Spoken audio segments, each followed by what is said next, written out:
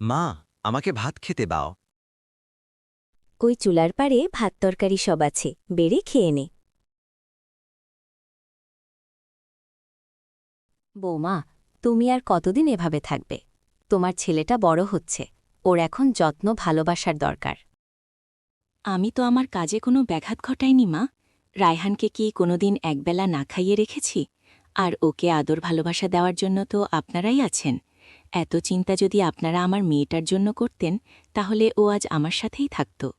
তুমি কি বলতে চাও আমরা নুসরাতকে ভালোবাসতাম না?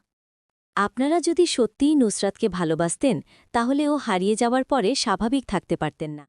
আজ পর্যন্ত নুসরাতের বাবাকে নিজের মেয়ের জন্য এক ফোঁটা চোখের পানি ফেলতে দেখলাম না, অথচ নুসরাত সবচেয়ে বেশি ওর বাবাকেই ভালোবাসত। সবসময় তোমার এই এক কথা শুনতে আর ভালো লাগে না। অতীতকে ভুলে গিয়ে বর্তমানের চিন্তা করাই বুদ্ধিমানের কাজ। মা, আমার খাওয়া শেষ।